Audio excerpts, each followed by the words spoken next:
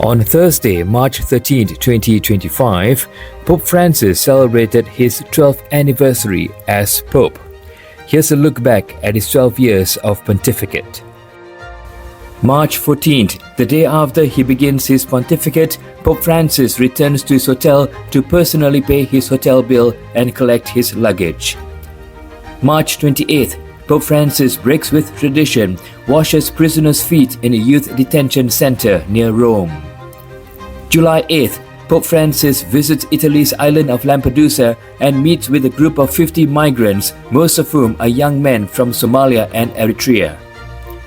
July 29th, on the return flight from Brazil, Pope Francis gives his first papal news conference and sparks controversy by saying, "If a person is gay and seeks God and has goodwill, who am I to judge?"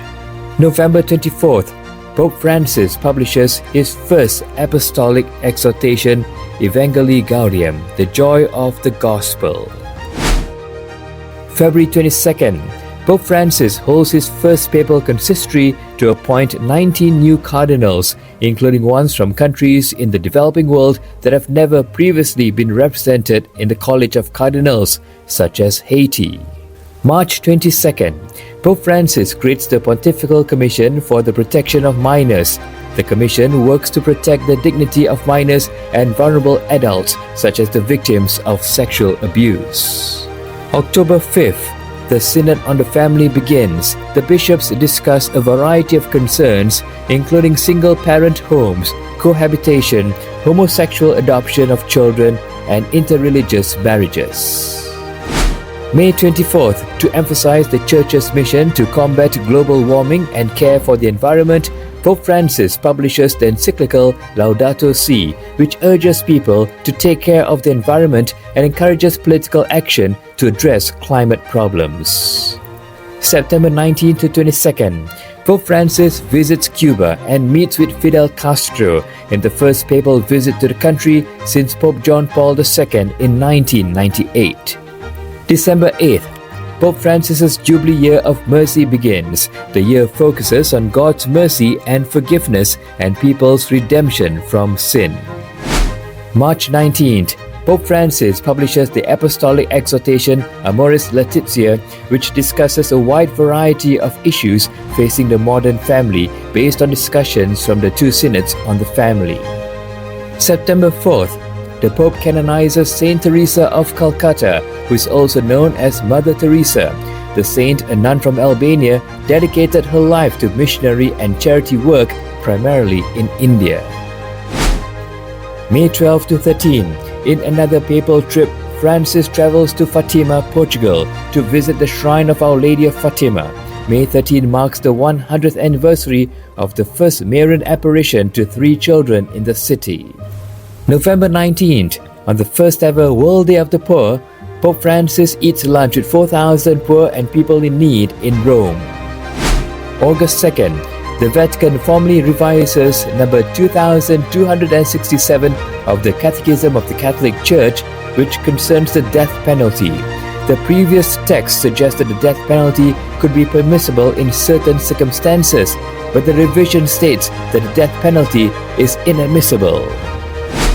February 4th, Pope Francis signs a joint document with Sheikh Ahmed Al Taib, the Grand Imam of Al-Aqsa in Abu Dhabi, United Arab Emirates, titled The Document of Human Fraternity for World Peace and Living Together.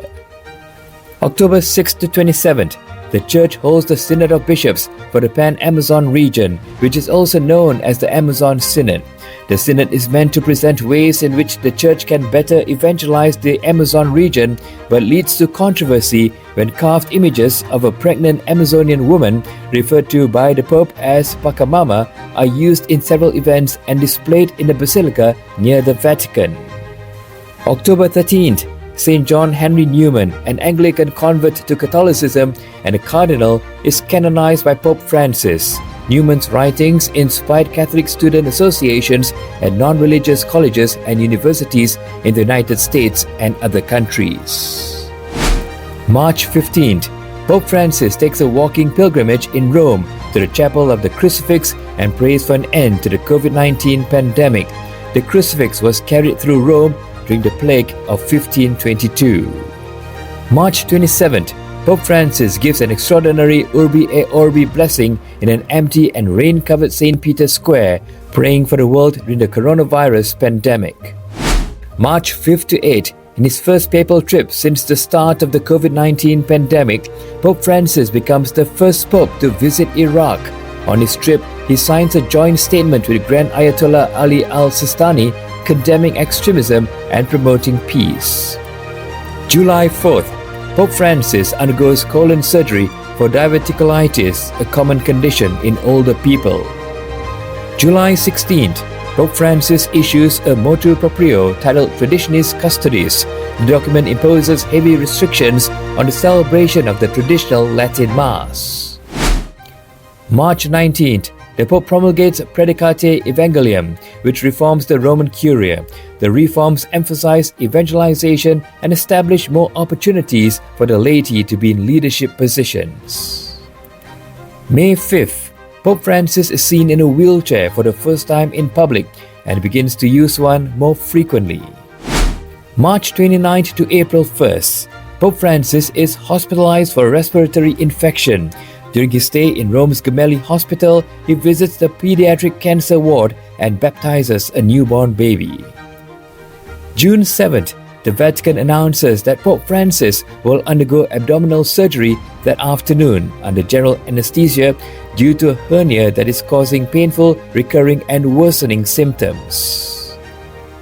October 4th to 29th, the Vatican hosts the first of two month-long global assemblies of the Synod on Synodality, initiated by Pope Francis in 2021 to enhance the communion, participation and mission of the Church. April 8th, the Dicastery for the Doctrine of the Faith releases Dignitas Infinita, Infinite Dignity, a document that reaffirms the Church's perennial opposition to abortion, euthanasia and gender ideology. May 19th, Pope Francis appears on CBS's 60 Minutes in an interview with Nora O'Donnell, where he states categorically that women's ordination to the priesthood and the diaconate is off the table. June 14th, Pope Francis becomes the first pope to address the G7 summit in the southern Italian region of Puglia. In his remarks, he stresses that human dignity requires that the decisions of artificial intelligence (AI) be under the control of human beings.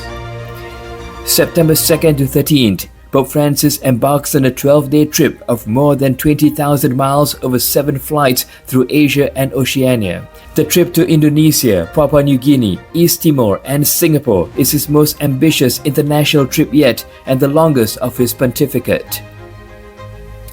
October 2nd to 27th, the 3-year Synod on Synodality concludes with the final session in Rome and the adoption of the final report, which in a surprise move Pope Francis signs immediately, stating he will not issue a separate post-synodal document. December 24th, on Christmas Eve, Pope Francis opens the Holy Door at St. Peter's Basilica to officially launch the 2025 Jubilee Year of Hope.